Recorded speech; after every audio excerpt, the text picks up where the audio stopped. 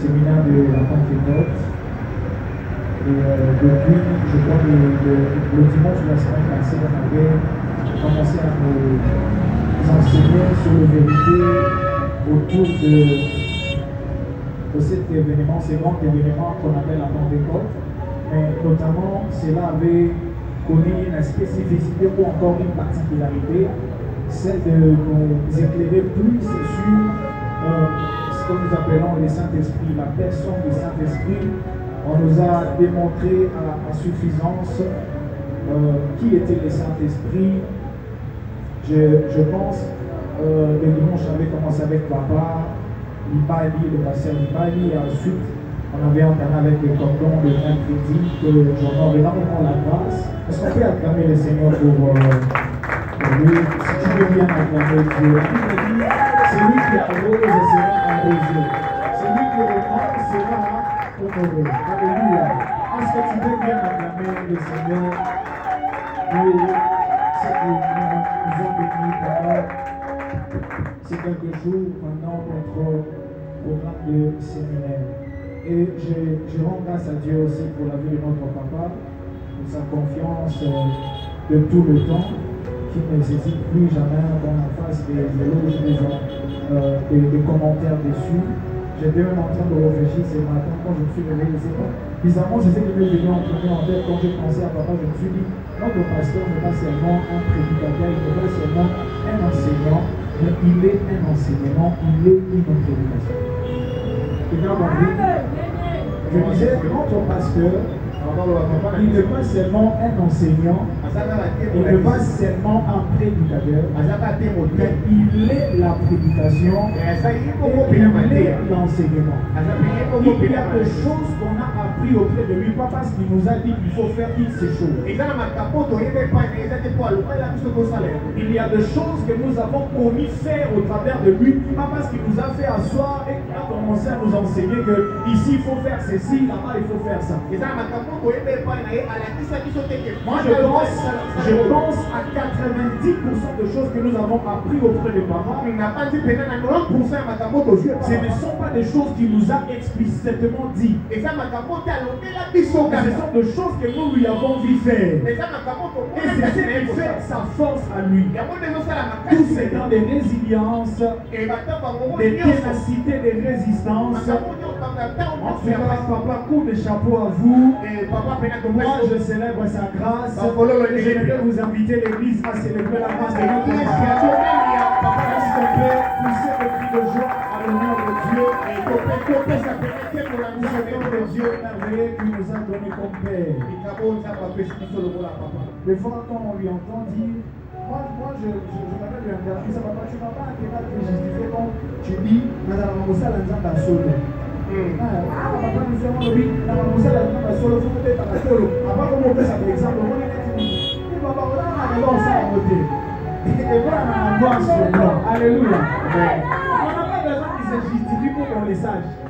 On le sait. Parce qu'il incarne en réalité ce qu'il dit. Alléluia. Il véhicule son message par sa personne. Et ce sont des choses comme ça qu'il faut apprécier. Dieu te bénisse toi également. Tu es très beau ce matin. Tu es très belle. Parce que tu as acclamé Dieu pour ton père.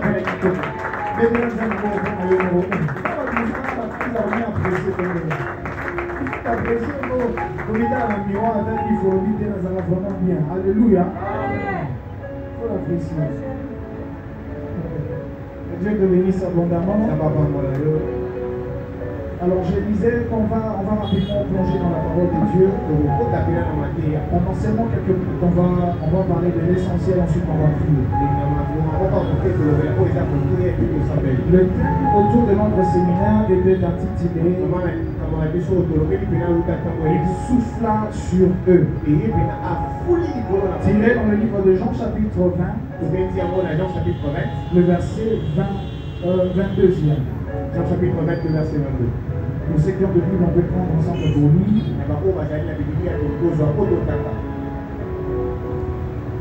Jean chapitre 20, verset 22. Jean chapitre 20, verset 22. Je lis au nom du Seigneur. Amen. La Bible déclare, après ces paroles, il souffla sur eux et leur dit, recevez le Saint-Esprit.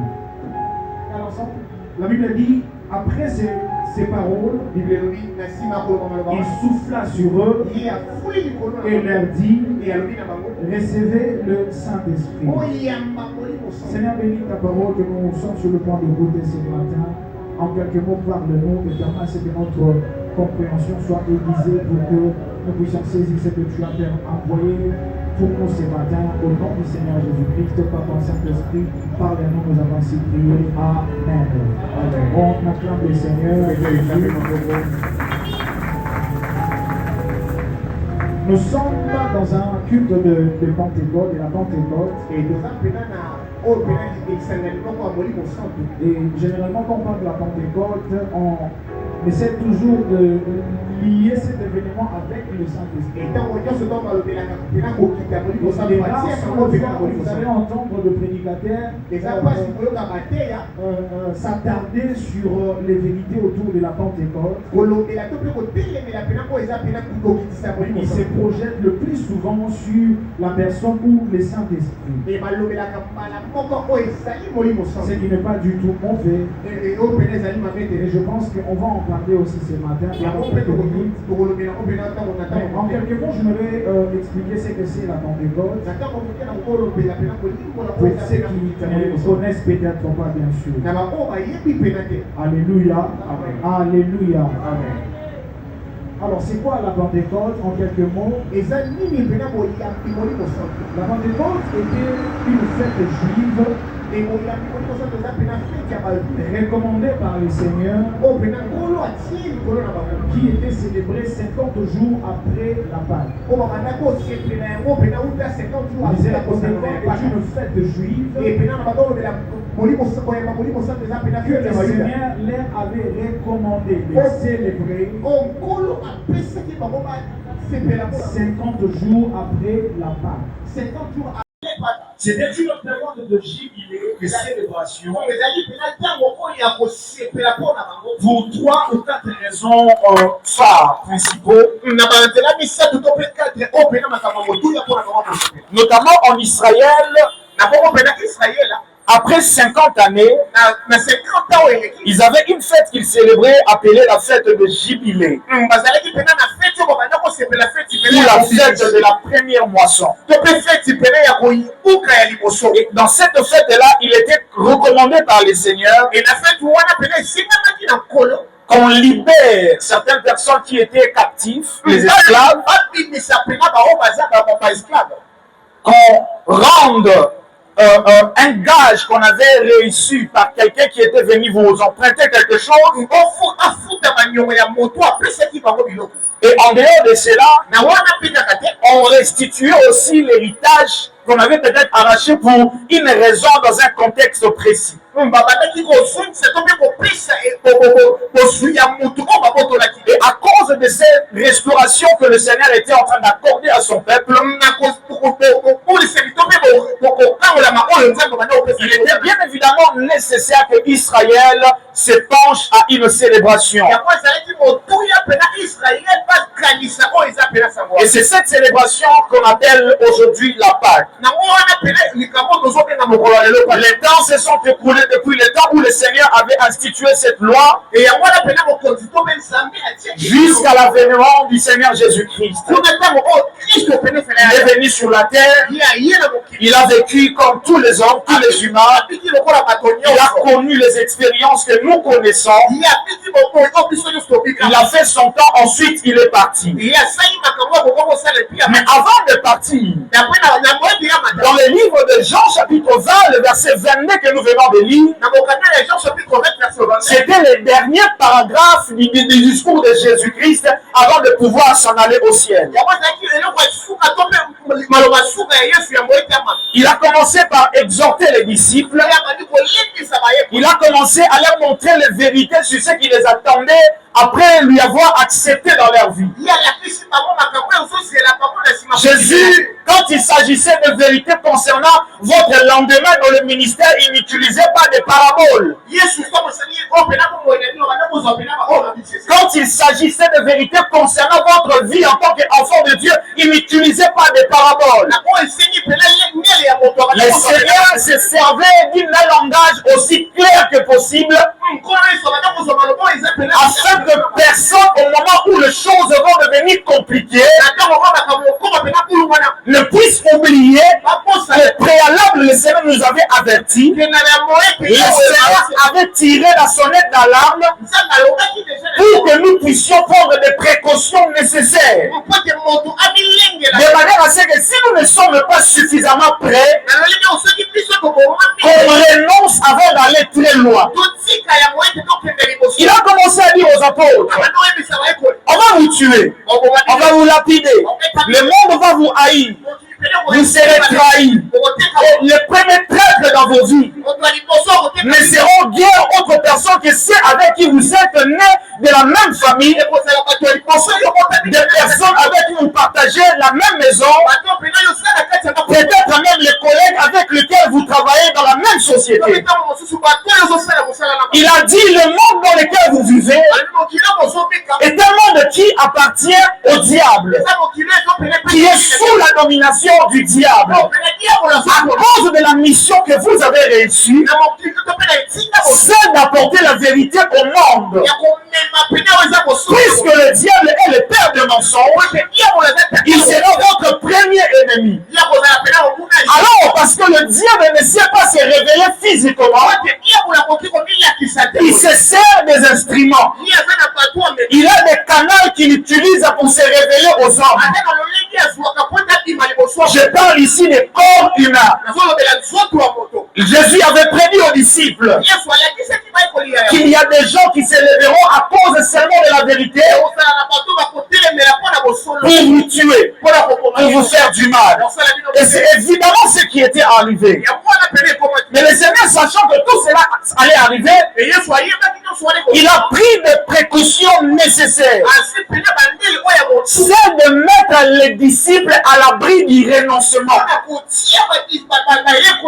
Parce que quand vous vous engagez dans l'aventure avec le Seigneur, il faut savoir que c'est un engagement dont le retour n'est pas possible.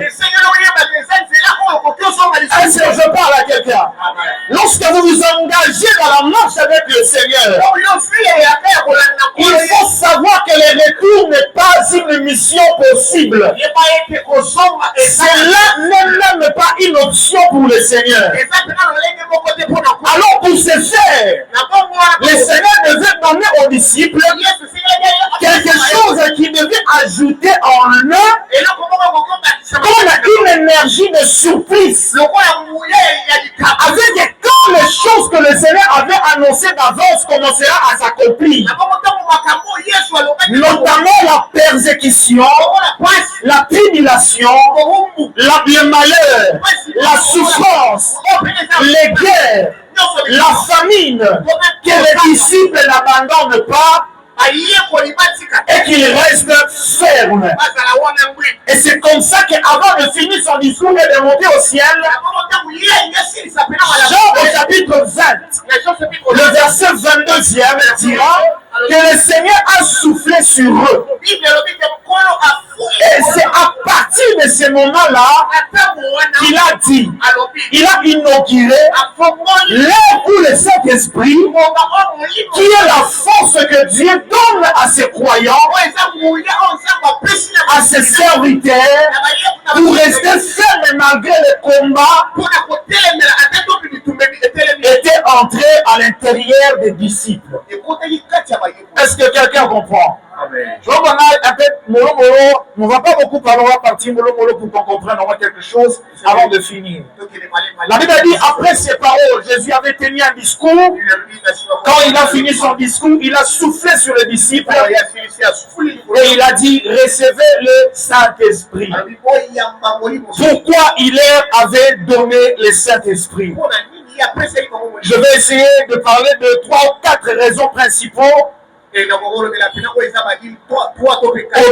de l'importance de l'Esprit Saint en vous, comme cela était le cas chez les disciples, pardon.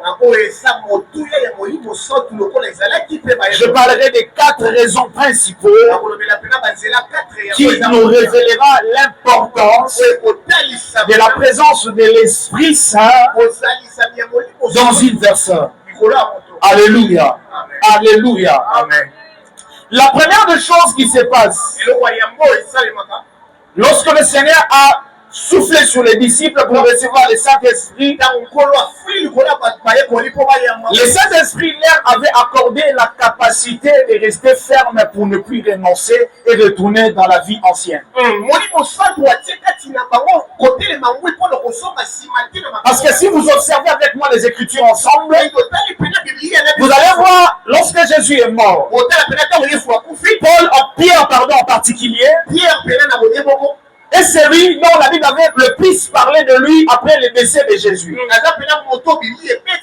La Bible dit, après que Jésus soit d'abord arrêté, Pierre s'est retrouvé assis pour prendre un peu de la chaleur du feu. Les gens avec lesquels il était en train de partager ces lieux lui ont repéré, ils ont dit, toi aussi tu étais avec ce Jésus. Qu'est-ce que Pierre a fait? Il a commencé à régner. Sans le Saint-Esprit, il est possible, sans le Saint-Esprit, il est possible de régner le Seigneur lorsque les difficultés se présenteront devant toi. Sans le Saint-Esprit, il est possible de replier lorsque tu verras une arme braquée sur ta tête pour qu'on te tue à cause du Seigneur. Aujourd'hui, nous avons beaucoup de chrétiens qui, après quelques temps dans le Seigneur, ils ont renoncé la foi. Ils ont fait ce que la Bible appelle l'apostasie, justement parce qu'ils n'avaient pas en eux le Saint-Esprit. Car il est fort possible de croire sans recevoir le Saint-Esprit. C'est toute une autre processus que de recevoir le Saint-Esprit et de croire. Actes des Apôtres chapitre 19 dira quelque chose de très simple qui m'a beaucoup touché. Paul est arrivé dans une ville pendant sa mission.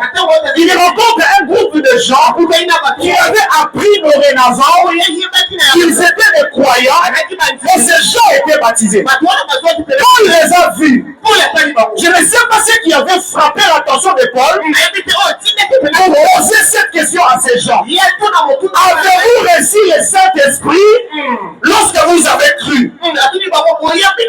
Alors que la plupart du temps, lorsqu'on nous prêche, on nous a toujours dit, lorsque tu crois au Seigneur, tu recevras le Saint-Esprit. Mais Paul, qu'est-ce que tu veux nous apprendre ici? Qu'il est possible d'accepter le Seigneur et d'aller même aux eaux de baptême, mais sans recevoir le Saint-Esprit. Paul, en tant qu'un homme spirituel, moi, j'interprète ça comme ça. Il avait repéré en eux ce qu'on appelle les symptômes de l'abandon. Ces gens-là étaient les gens à caractère. Lorsque les dangers arrivent, ils pourront aussi fuir. La vie dans le Seigneur est comme dans la jungle. Celle le plus fort l'emporte. La vie dans le Seigneur, dans le monde où nous sommes en train de vivre, c'est comme dans la jungle. Si vous n'avez pas le Saint-Esprit, il y a des familles qui peuvent te frapper et que tu sais abandonner le Seigneur. Il y a des gens qui ont abandonné le Seigneur parce qu'ils ont manqué les habits. J'ai entendu notre cordon un jour témoigner ici qu'il lui est arrivé à un temps de sa vie où il pouvait manquer les sous-vêtements.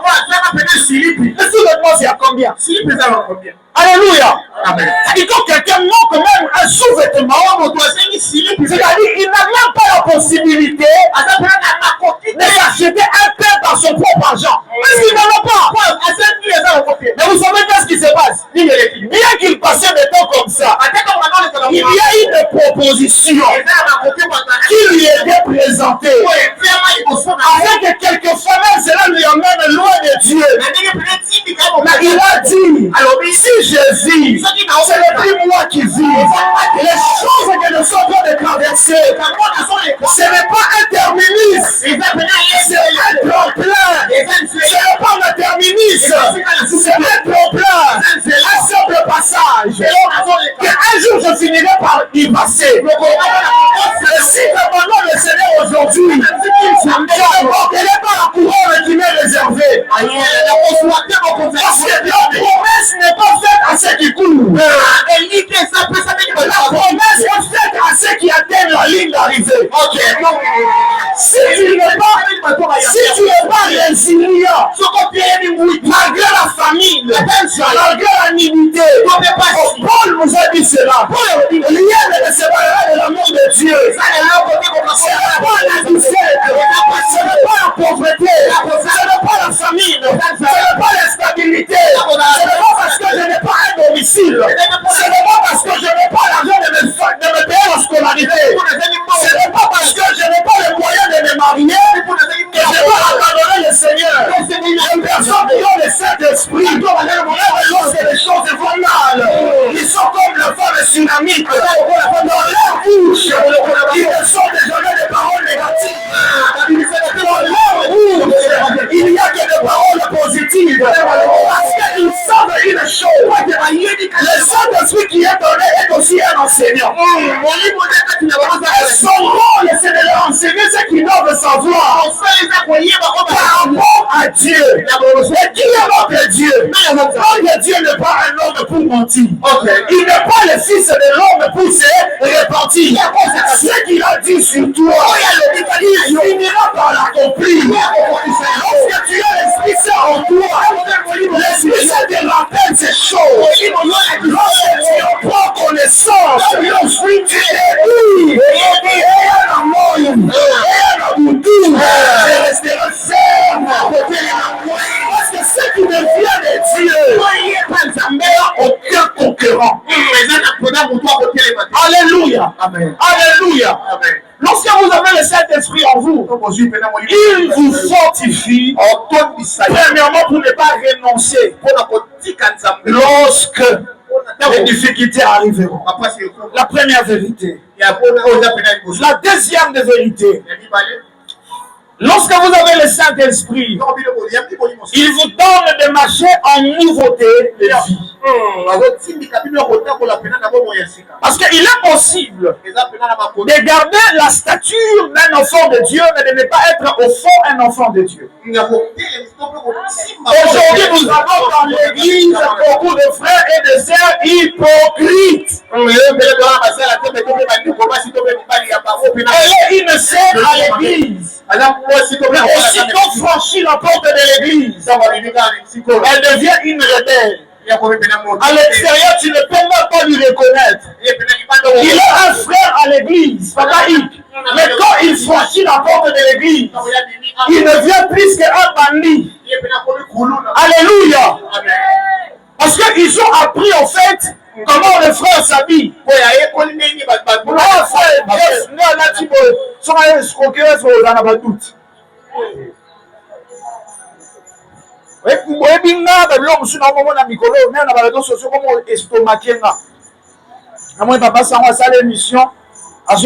Pasteur Moroboé a violé moi il y a 15 ans.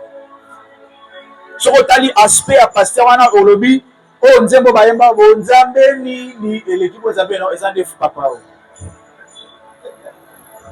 Des personnes qui incarnent une nature de sainteté sans doute. Il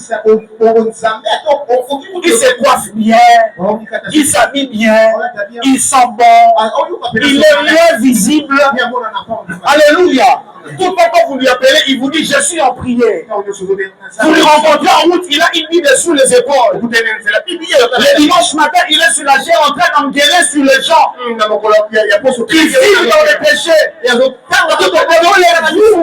lis Paul aux épîtres aux Corinthiens où il était en train de dire je traite durement mon corps, craignant d'être rejeté moi-même après avoir prêché aux autres l'évangile. C'est le jour que j'ai compris le niveau où ce terrain de prédicateur est très dangereux. C'est pour ça qu'il faut rester en train de jouer la batterie et de me tenir ici prêcher.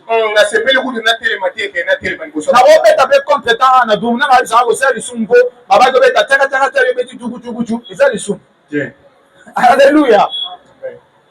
Mais quand je me tiens ici et je vous dis, frère,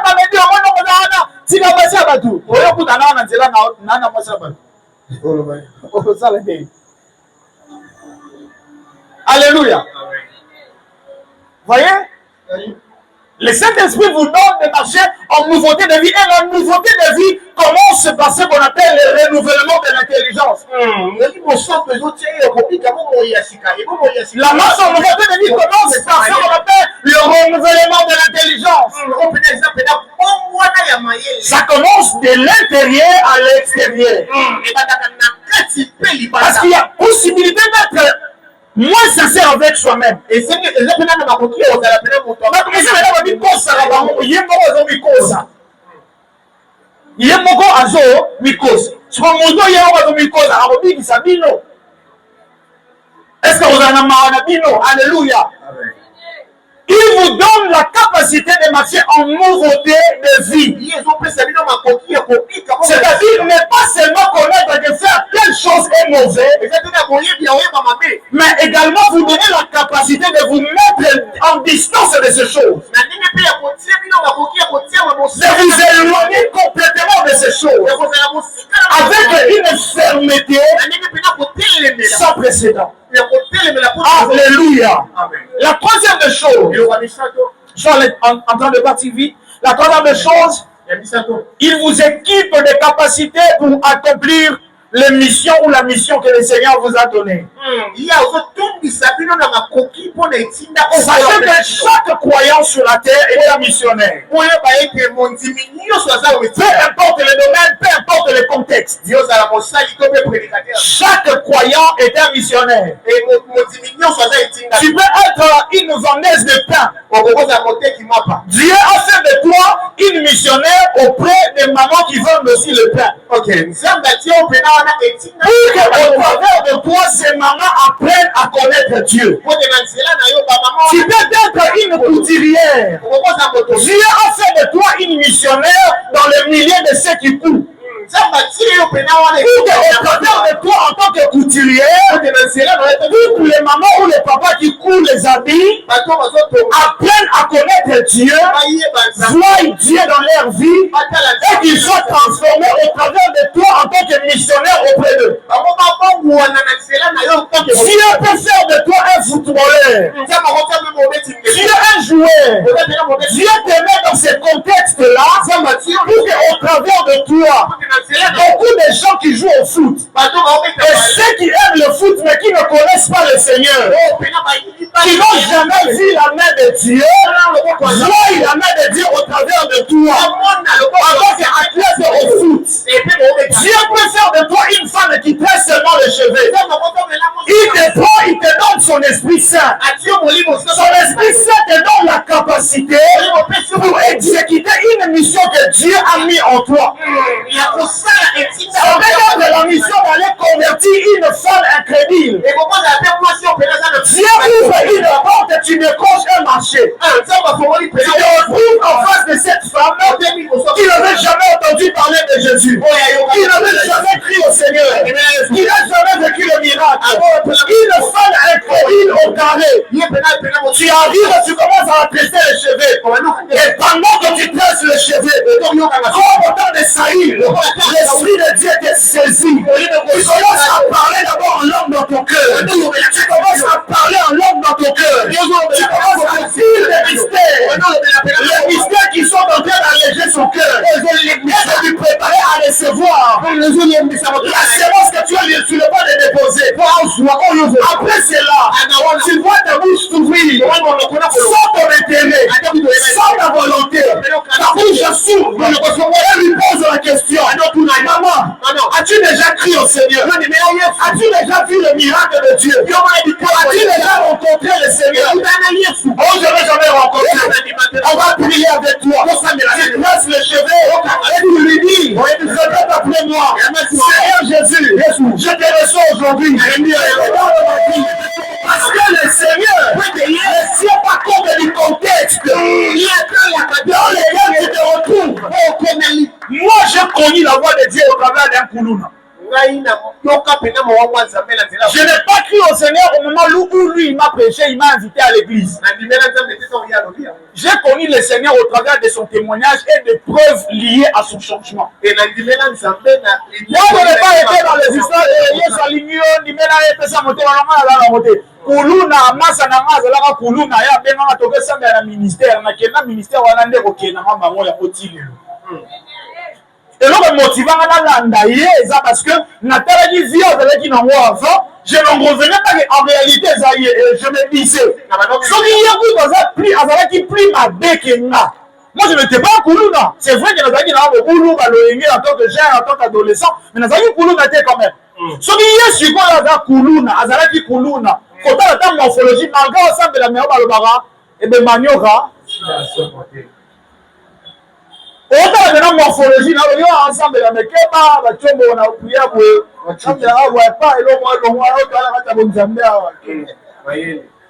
alléluia. Quand je lui ai vu, je commençais à me poser des questions personnellement. Parce que c'est pas la première fois qu'il m'a invité que je suis parti. Il m'a appelé une première, une deuxième fois. Mais pendant ce temps-là, lorsqu'il partait et que je ne le suivais pas, je me posais seulement une question. Qu'est-ce qu'il a vu pour changer? Bon, moi, la plupart du temps, moi, on me déposait parce que je prenais trop d'alcool. Moi, vraiment, j'étais un hiver. Mes amis le savent, moi j'étais un hiver. Les whisky, les bières, j'étais dans tout ça. Une fois, je me suis enivré, je fais de n'importe quoi. Je crois l'avoir témoigné plus d'une fois ici. Mon père est allé m'inscrire dans l'armée pour dire je ne peux pas cohabiter avec toi, tu es un fils de honte. Il m'a dit prépare-toi, je vais le lundi aller t'amener dans le centre, tu vas partir, tu vas devenir militaire. Il m'a dit non, oui, que vous des frères.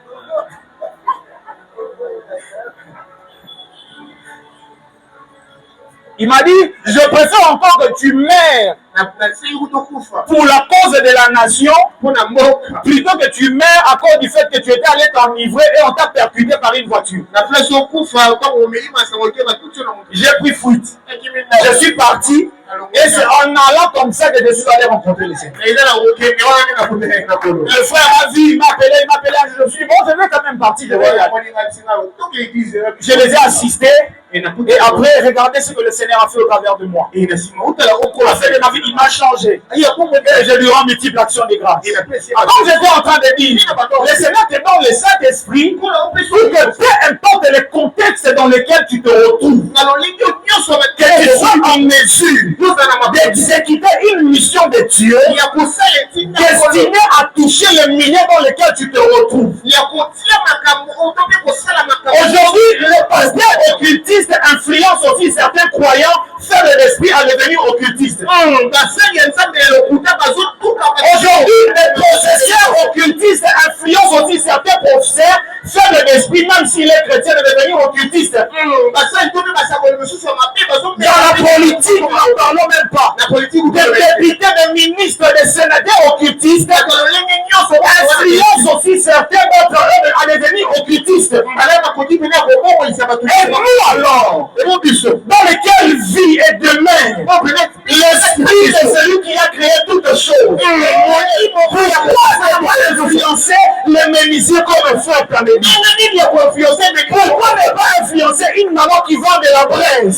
Pourquoi ne pas changer la vie d'une maman qui vend de jus? Il est question de ce que je vais dire en troisième partie. La quatrième des choses qui arrivent quand vous recevez le Saint-Esprit, ça s'appelle le réveil spirituel. L'Esprit Saint vient réveiller ton esprit normand. Parce que depuis le moment où l'homme a péché dans le jardin, son esprit était entré dans un profond sommeil. Il avait perdu la capacité d'exercer sa volonté. Ainsi, le Saint-Esprit est arrivé en nous pour nous restituer la capacité de vivre un réveil spirituel.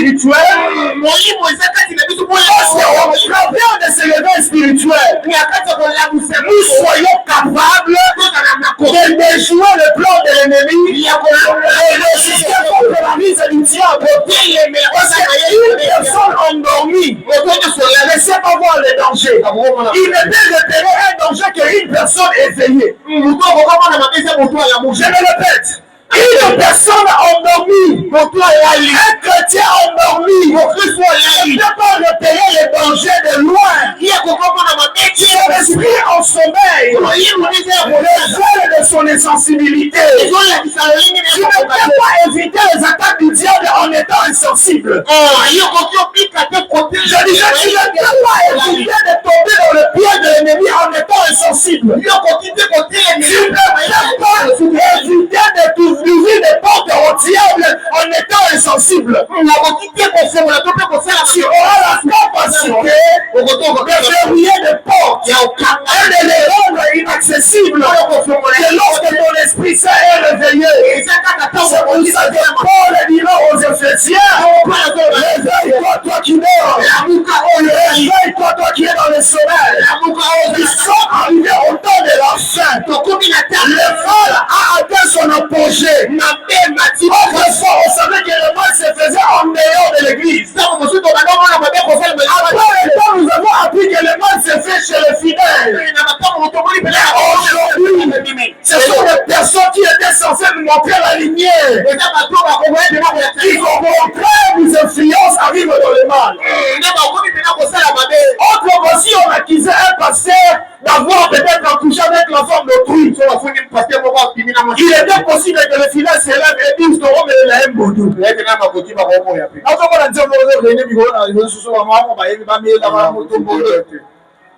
Nathan Wakala, pasteur, pasteur, mais le ressort va lobby. La foi, ma Seigneur. Seigneur, c'est un solo. La vie n'a pas un homme. On n'a pas eu de qui je viens la rendre mon pardon.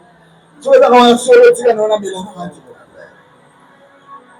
Alléluia. Amen.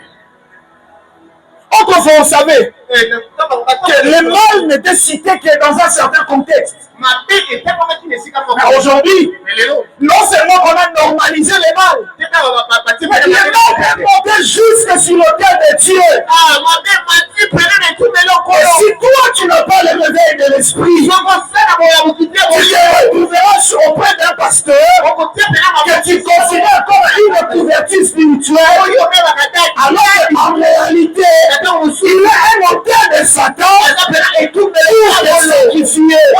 Le diable se sert de lui pour le sacrifier. Le Saint-Esprit ce matin accordera le réveil de l'esprit à quelqu'un en ces lieux. Le Saint-Esprit ce matin accordera le réveil d'esprit à quelqu'un ce matin. C'est pour ça que je parlais à quelqu'un. C'est pour ça que je m'adressais à quelqu'un. Le Saint-Esprit ce matin réveillera ton esprit qui est en train de dormir. Toi, tu ne seras pas surpris par les événements. Quand nous sommes de la race de ceux dont le Seigneur avertit le lendemain avant que le lendemain n'arrive. Nous sommes de la race de ceux dont le Seigneur les avertit les événements avant que l'événement n'arrive. C'est-à-dire, s'il y a une mort qui devait arriver dans ta famille, le Seigneur, non seulement, il aura la capacité de te révéler qu'il y a une mort qui arrive, mais il va aussi te révéler quelle sera la source par laquelle la mort entrera dans ta famille. Alléluia. Amen. Ce matin, on va prier, je suis arrivé à la fin. J'ai cité mes 4 points. Ce matin, il suffirait juste de dire ma disponibilité d'un cœur sincère. Pour que le Seigneur commence à faire ses travail en toi. Peu importe qui tu sois.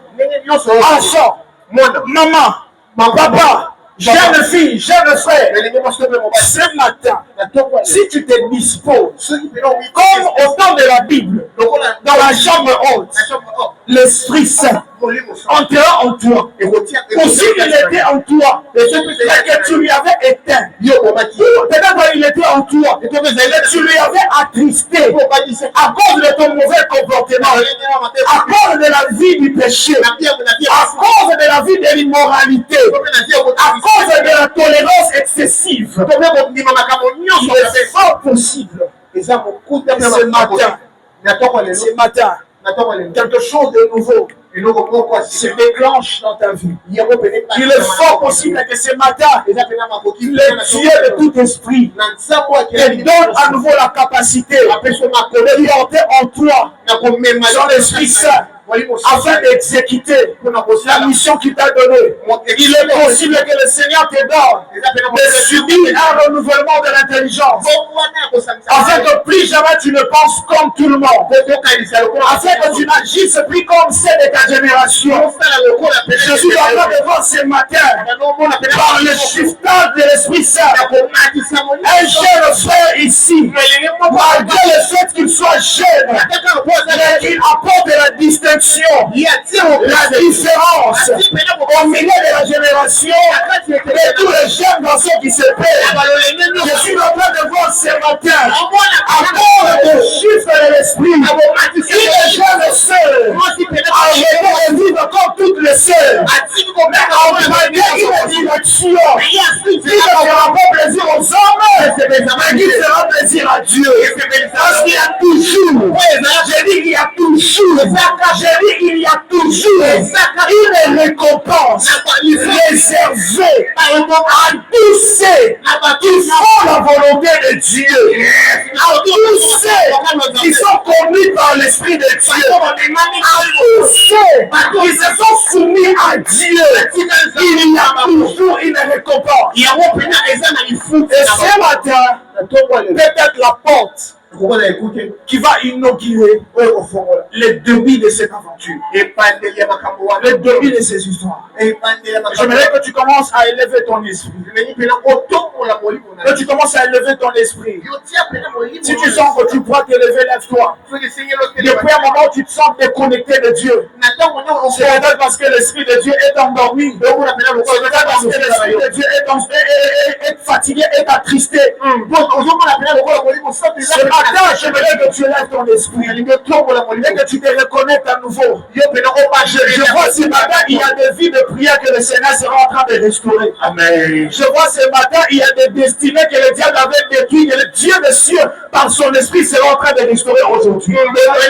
Il y a des vies qui étaient enchaînées dans le mal, qui seront en train d'être fortifiées par l'Esprit de Dieu pour sortir de ces mal ce matin au nom de Jésus. Je suis en train de voir des personnes dont l'avenir était sombre devant eux. Ils ne pouvaient pas voir ce que sera leur vie après 10 ans, après 15 ans. Mais le Seigneur, par son esprit, est en train de mettre les choses au clair.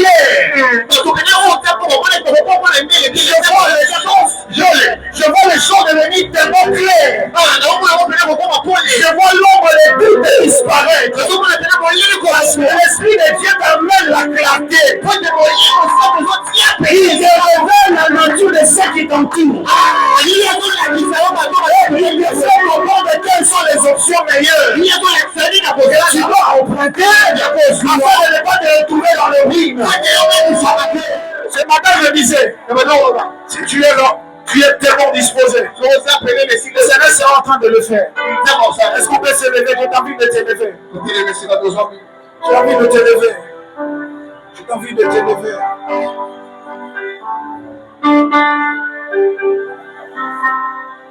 Attirez-moi. Attire-moi, attire-moi. Oh, le mélange.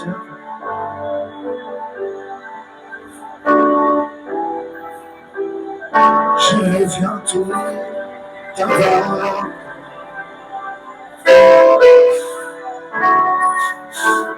Et restaurer notre âme.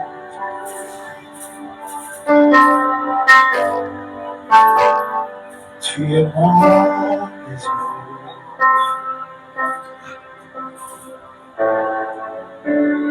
je ne fais que toi.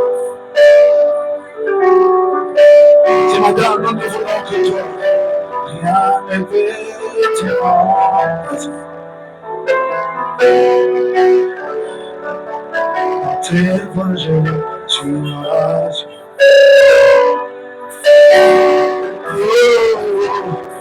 Montre-moi qui me ramène à toi. Oh, tu es tout. Je veux que ça soit sincère, ce matin. Sans toi, je ne peux vivre. Tu es tout pour moi. Dis le tout pour moi ce matin, est-ce que tu peux le confesser de tout ton cœur? Et oui, sans toi, sans toi dans ce monde, tu es tout pour moi. Tu es tout.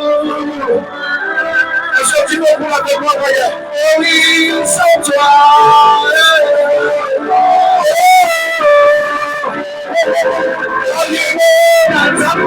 Tu es tout pour moi.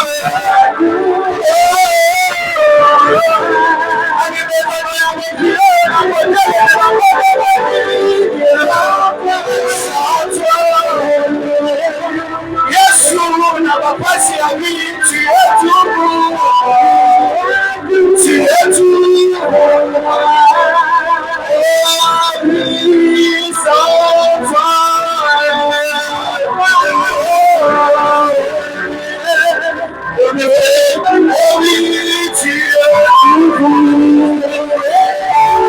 Tu es tout. J'apporte ton cœur, s'approche de Dieu. Sans toi.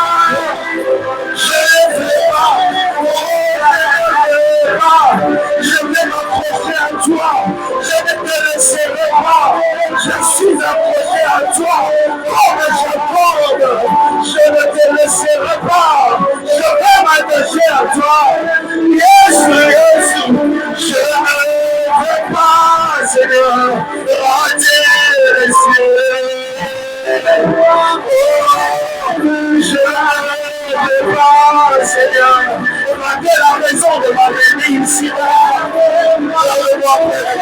Est-ce que c'est maintenant tu veux commencer à lui désirer de tout ton cœur? Est-ce que c'est maintenant tu veux commencer à lui désirer de tout ton cœur? Est-ce que ce matin tu peux commencer à lui désirer de tout ton cœur? Sa présence est enseignée pour accomplir ses desseins. Sa présence est enseignée pour accomplir ses desseins. Est-ce que les assoiffés peuvent élever la voix? Est-ce que les assoiffés, les cœurs assoiffés peuvent élever la voix ce matin? Je te prie, toi qui es resté assis, lève-toi s'il te plaît. En tout cas, avec tout le respect que le devoir ne reste pas assis. Sauf si tu as peut-être un enfant sur toi. Sauf de vivre nos vies, on a un handicap physique, reste assis. Mais si tu n'as rien de kilo sur toi, lève-toi s'il te plaît. Lève-toi s'il te plaît. Il y a la présence de Dieu dans la salle. Il y a la présence de Dieu en ces lieux. Il y a la présence de Dieu en ces lieux. Il y a la présence de Dieu en ces lieux. Le Dieu de la maison de Dieu est là. Le Dieu de la maison de Dieu est là. Et il est sur le point de toucher quelqu'un. Il est sur le point de toucher quelqu'un. Il est sur le point de toucher quelqu'un. Ce matin, il y a des larmes comme des larmes de feu qui vont se déverser sur vous. Il y a des larmes comme des larmes de feu qui vont se déverser sur quelqu'un. Qui vont se déverser sur quelqu'un. Sans la présence de Dieu. Sans la présence de Dieu. Sans la présence de Dieu. Sans la présence de Dieu. Ce matin, il y a des personnes qui parleront alors. Il y a des personnes qui seront baptisées dans le Saint-Esprit. Il y a des personnes qui vont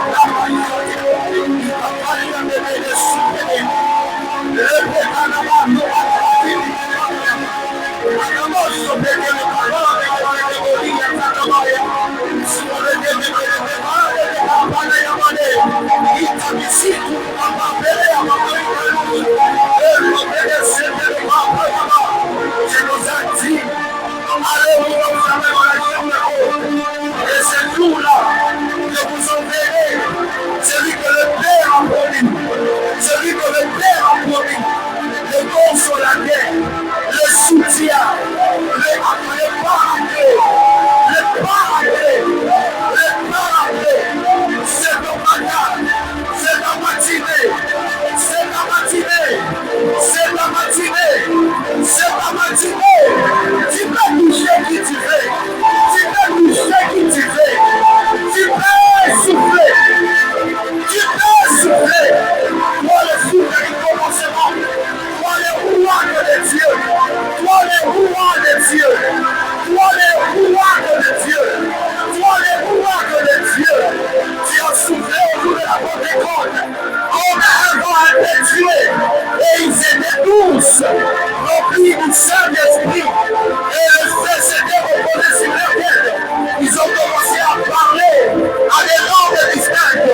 Ce matin, commence à toucher. Ce matin, commence à toucher. Ce matin, commence à toucher. Ce matin, commence à toucher.